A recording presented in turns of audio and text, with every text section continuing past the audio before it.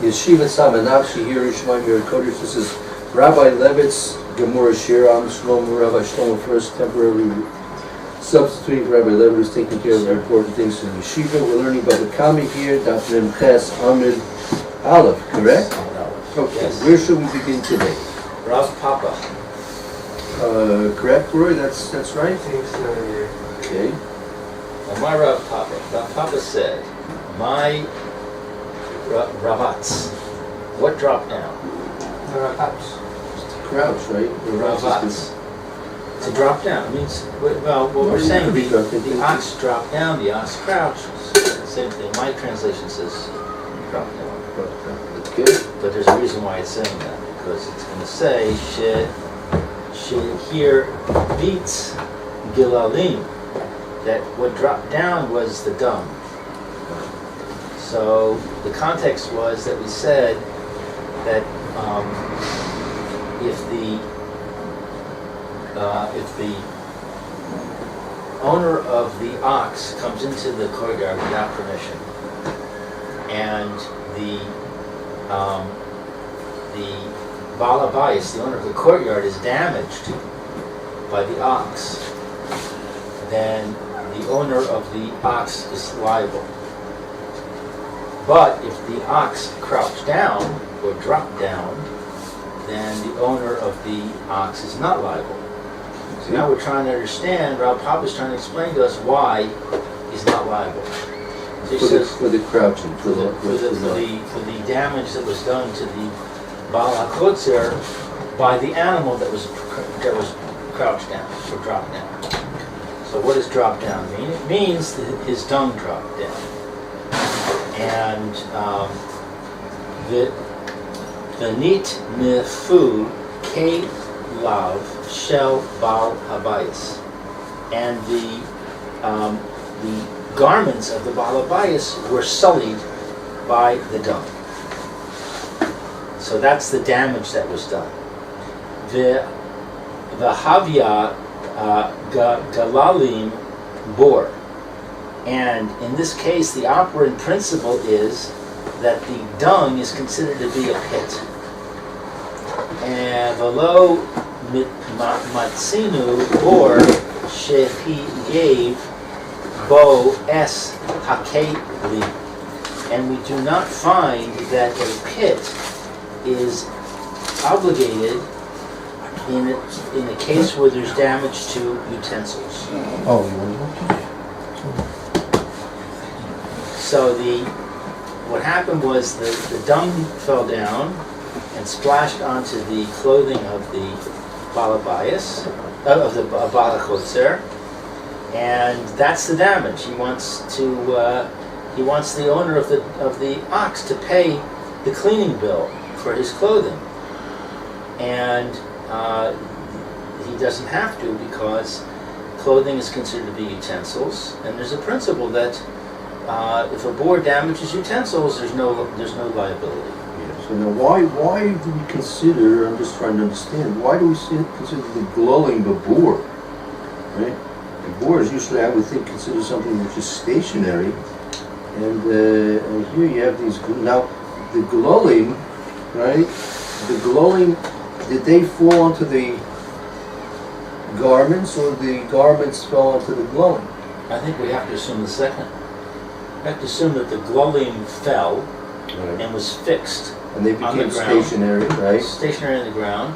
And now we say, okay, so these are like little boars on the property. Okay. They're stationary hazards. Good.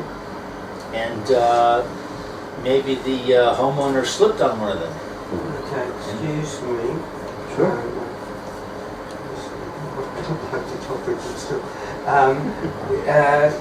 At what stage, if the dung is considered as a boar once it's on the ground, what is it considered as it is falling down? In other words, as it's falling down, the homeowner could be standing behind it. Right. Behind us and could have got splattered as the dung was falling down. So if it's only going to be considered a boar on the ground, what's it going to be considered on its way down to the ground?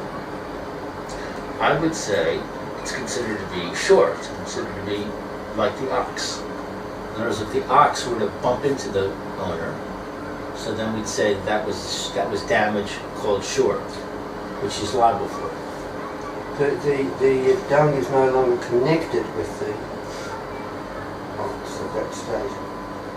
There's a couple of feet that it's falling down. Well, if somebody throws a rock and does damage, then he's liable, even though the rock is not connected to him. But he threw it, and because he threw it, it's still connected. It's still considered connected to him as long as it's moving from his force.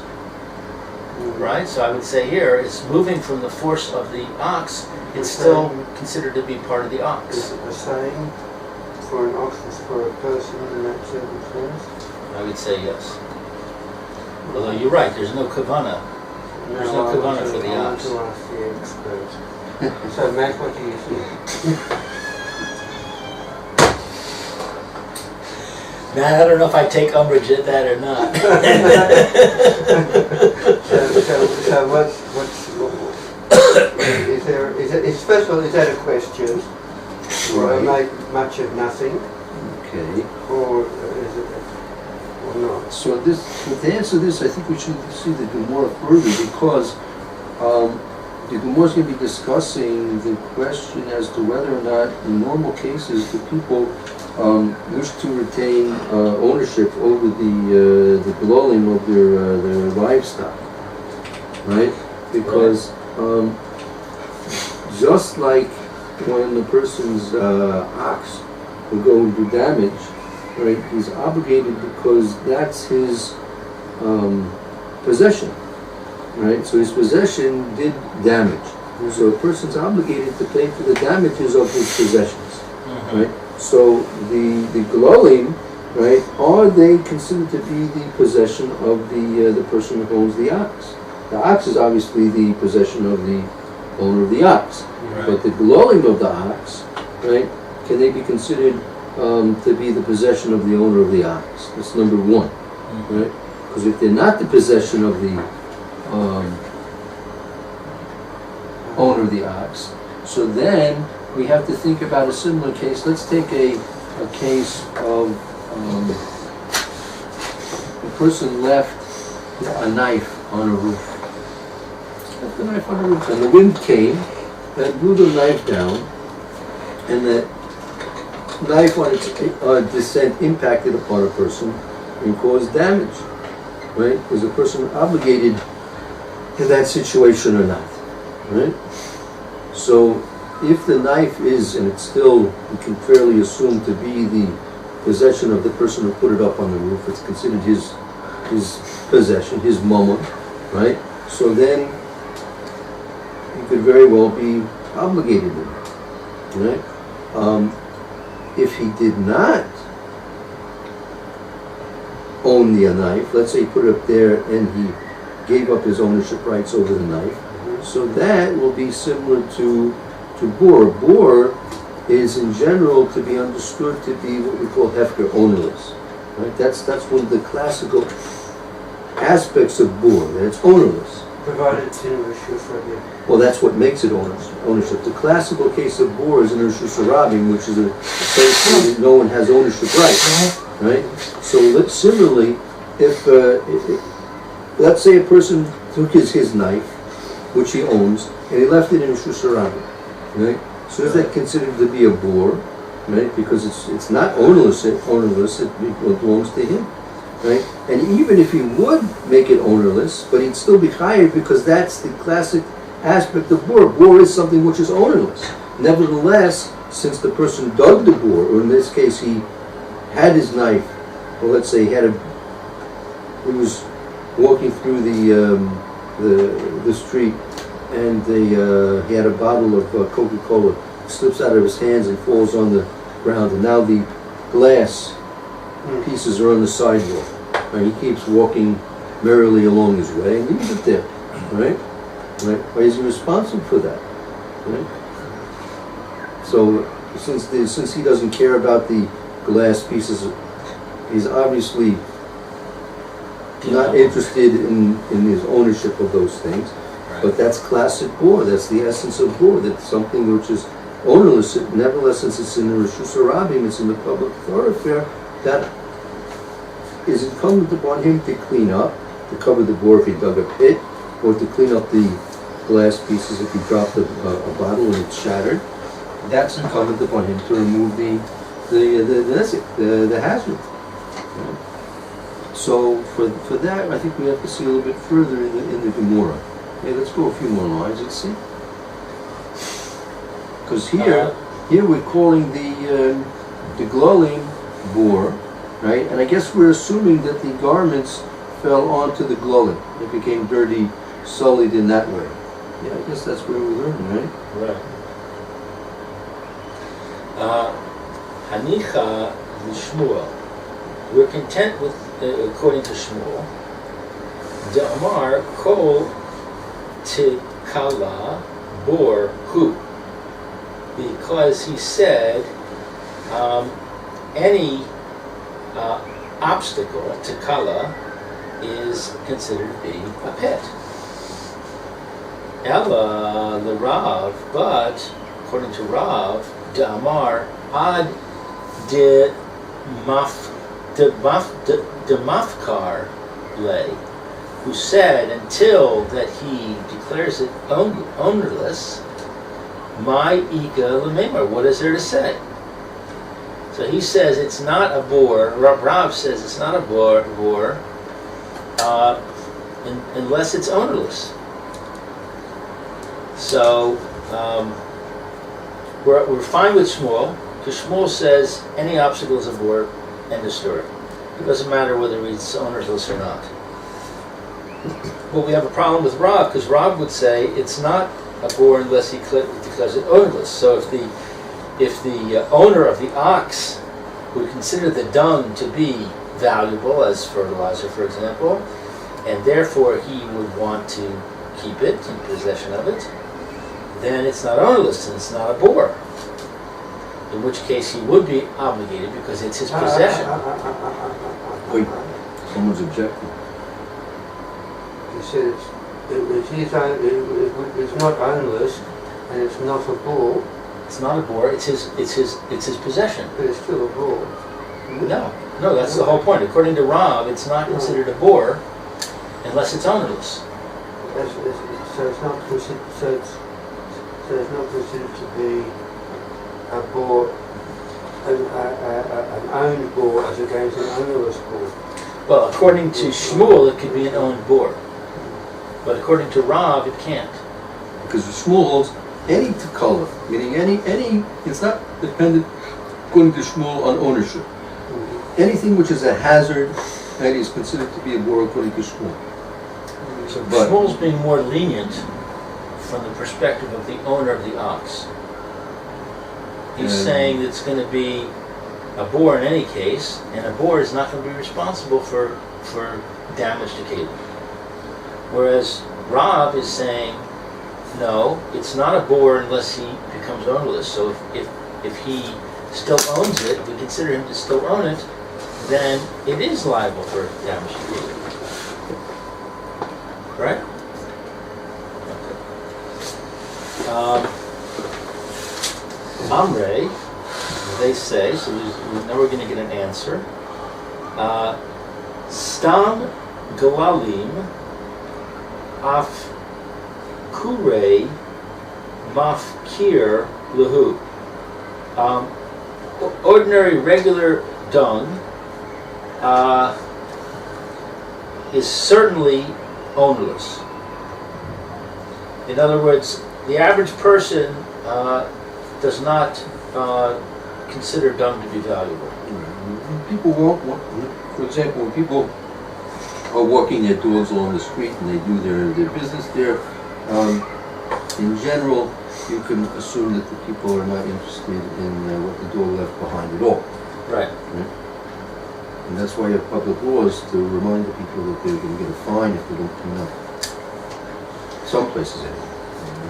So therefore, it would be considered to be a bor, Well, according to Rav, because Rav says if it's ownerless, it's a bor. Very good. And Shmuel says, in any case, It's always going to be, even if it's not dependent upon ownership or not. So because we have this general principle that Stam Glalim is Hefker, everybody agrees that it's a bor, and therefore everybody agrees that he's not liable, which is what the Brisa says. Good. Correct? Great. Va'amar Rava. So let's stop. Let's go back and now do Rashi's a bit. I think it would be worthwhile to see the Rashi's in here. Okay. Let's see, where are we? At the bottom? This one's in the middle. Robit's putter. Robit's putter. Robit's, if he crouches, that's going to be a patur. By crouching, there won't be any obligation of damage payment. Ka salka daisa. You might think hashta now. Meaning the working assumption right now is, meaning this is the assumption we're operating under at this point. It's going to change, but this is the assumption we're working with right now at this point. Hashta, right now. Is there a Rashi's- difference between? Yeah.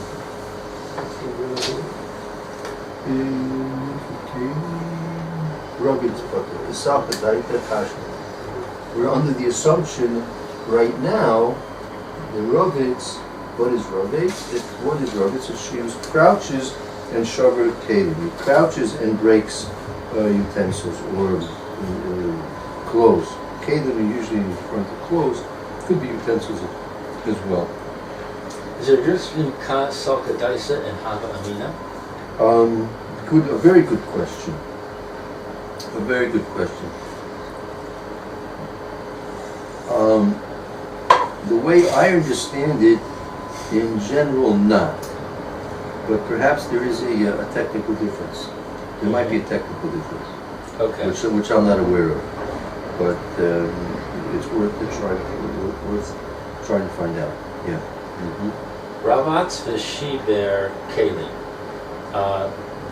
The animal crouched down and damaged kelim. So in other words, the scenario here is not what we were talking about with the dung. It's that there were utensils, let's say earthenware pots, on the ground, and the animal, the ox, walked over them and crouched down and smashed them. Right? Oh, niskal bo. I don't know what this abbreviation is. Bava bias. Bava bias. Or the ox damaged the owner of the courtyard. Le achar shivratz. And after he damaged him, so he bumped into him, and then he crouched down. That's weird. Okay, 1 second. So let's just review. That's very weird. What's Well, because if he crouched down afterwards, then I would think that the law of crouching down would not apply. Well, At the time he damaged him, he was not crouched no, down. because the sentence structure is as follows. Or sheniskal bo balabayas ba'achish shiravutz, or that the owner slipped in it after it had crouched down. Oh! The owner tripped over the This ox cow, after the ox. this ox is lying sprawled in the courtyard there. Balabayas has his head in the stars, and he trips over the animal that's been crouching, lying down in his domain, in his courtyard. Got it. Okay, so in other words, there's two cases of the animal crouching down and damage happening. Right. One is the animal plops down on top of something and crushes it. Good. And the other is that the animal crouches down and then somebody slips on the animal. Right.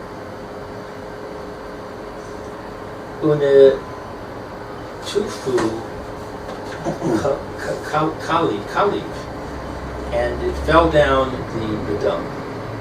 V'nitvo kelav, and they became dirty, the garments. Oh, v'nitru kelav. Right, they became sullied. They became the garments. His garments, the owner's garments, became sullied in the glolim. Got it. across the notes of after the dung fell. Oh, exactly. That's what we have. We have to say such a thing like that. After the dung was already in place, right? The glolim was clearly in place, and then at that point the clothes fell into it, right? Because that's going to make it bore. Because if the clothes were on the ground and the glolim were dropped onto the clothes, that would be a completely different. That would not be bore. Right. Excuse me, I'm reading the note further here. You see, it answers what I asked before. It does. It says the garments, that's because if the dung sullies the garments while falling, it is in the category of sorrows, flying pebbles. Sure, exactly. That's what. If the clothes were on the ground previously, and the glolim came and impacted and dirtied the clothes through falling, that's considered sruros. That's considered to be something which is a secondary cause, meaning the classic case of sruros is the animal's walking, and as the animal is shuffling through the streets, it's picking up stones and scattering stones in all directions, and those stones go flying off and do damage. That's the class. So glolim in this case of being dropped onto the clothes, that would be considered sruros. So it's incidental. Somewhat. Okay. V'achar mikan. After this, the dafka kelav, and specifically utensils. Okay, why is that? To get an answer. Why is it specifically kelav? Well, it says because we're talking about bor, you have to be specifically speaking about the kelav, right? Right, because those are exempt. Exactly. Those are specifically exempt. And why is it after? Because if it's before, it's not a bor. That's what we just said. Good. Aval hu atzmo havak chayiv bal hashur, but he himself is obligated. Aval hu asmu huzak. He himself damaged. If he himself was damaged, meaning if the Baal Bias himself was damaged, right? Meaning because rather than his kalim. Right, because kalim are going to be putter, right? Right. Right. Abahu atzmo chuzak. If the owner of the courtyard, he himself was damaged, right? Chayev balashur. The balashur is obligated. Balashur is chayev. Below patrin, and we don't exempt him, him. Mishum, because ish bor, because a man in a pit. Below shore, and not a shore. We don't exempt him because of the principle that it says if a shore or a chamor falls into a pit, then the owner is liable. And the Gemora says, shor v'lo adam. So we're not applying that principle of ish bor v'lo shor bor. Decho midei dehavu didei. All of the midei, the measures that he has himself, bishas nefila, at the time of the falling. Oh, and all of the items that he had, that he was carrying at the time that he fell, kagon, for example, galalim, dung, uche gabvan. Hold on. Let's back up a bit. Okay, Vinitva kid. Rashi explained that the case we're talking about, it was that the garments got dirty from the glory. Right. And Rashi says, La'acher meichan, after they had been,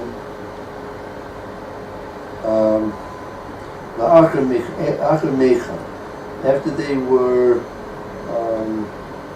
had been prepared. I guess after they had been already clean, right? Because if it were dirty clothes, maybe it'd be different. The dafke kelav, specifically garments, we're talking about. They're not dirty. Why? Because it's explained. If the owner himself would become damaged, the owner of the shore will be obligated to pay for the damage of the person himself. And we don't put him because it says ishpor below shoreboard. Why? Why don't we put him? It should be a patur. Ishpor below shoreboard. Meaning we don't put him because of that. Why? The kol midi, the havi the day b'shas nefila, that anything that's by him at the time of the falling, anything that's by him at the time of the falling, kegon. Go ahead, loli. Klalim ukgavon. Kegon, for example. Kegon, for example, dung, or for example, shenifla gamlo below ha mida. Or for example, that his camel, gamlo, his camel fell. His camel fell. Low, and he didn't stand it up, meaning that he was walking with his camel in the thoroughfare, the Yerushalyim. Right. It fell down, and he left it there, crouching in the middle of the public roadway, and he didn't pick it up. He was mechayev to pick it up, get this hazard out of the roadway. He left his camel there in the middle of the roadway. In that case, mechayvin lei mishum bor. In that case, he's obligated because of the pit. So that means what? The owner of the pit is obligated? We obligate because of bor, meaning if a person has his camel or any other animal of his that fell down in the roadway, Yerushalyim, and he didn't pick it up, he is chayev if anyone trips upon his animal that's fallen in the roadway because of bor. His animal. The owner of the animal is yes, right. The owner of the animal didn't pick it up. Right, he is obligated. So it's not that the animal fell into a pit. No. It's just that but it says shenifla gamalo. Oh, his animal just tripped and fell on the ground. Yeah. Not into a pit. Right. Okay. His animal fell down for some reason. The afagav, and even though dehayu lo Karoi Ella Hagamal, and even though that it's only proper for. See, Rashi's trying to explain he's chayav because of bor, right? Right. So he's asking, he's dealing with a question. He says, really, look, you say he's chayav because of bor. Well, look, he said he didn't dig this bore. His animal fell down. That's not called digging a bore. So I said, even though the no kara, even though that he didn't dig it, rather his camel dug it. Meaning his kilo, it's as if the camel dug the pit, right? No, I don't get that. What's bore? You have to dig a bore, right? Right. So he didn't dig any bore here. His animal went on strike, sit-down strike in the middle of the highway. So the animal became a boar, and now the camel trips on the animal? Another animal trips on the animal.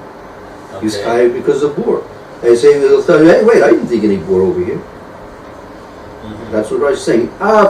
Even though that he did not dig the bore, the camel dug the bore.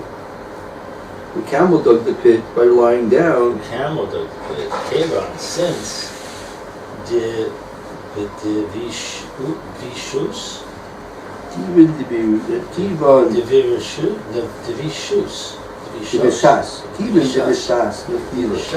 that in the time, the fila of the falling D-Day, the falling, if his falling, it was. So Kevan the Bishas the fila D-Day who since at the time when the animal fell, it was his the Bidehu. Since at the time of the falling the animal was His his. it was. V'alya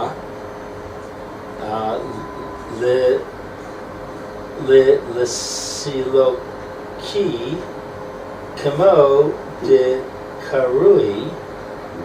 Now, so even though, meaning, since, so we're trying to explain why is it the camel, the boar of this fellow, right? Right? He didn't dig the pit. The animal dug the pit, so to speak, when it lied down in the middle of the roadway. Why is it his boar? Since at the time when the animal fell, it was his animal that fell down in the roadway, and it was on him, lasalkoi, al-lasalko, it was upon him to remove it, get your animal out of the road, kamo, the kriya, that makes it like he's digging it. By not taking his animal up and out of the roadway, by leaving it there, that's like digging a pit.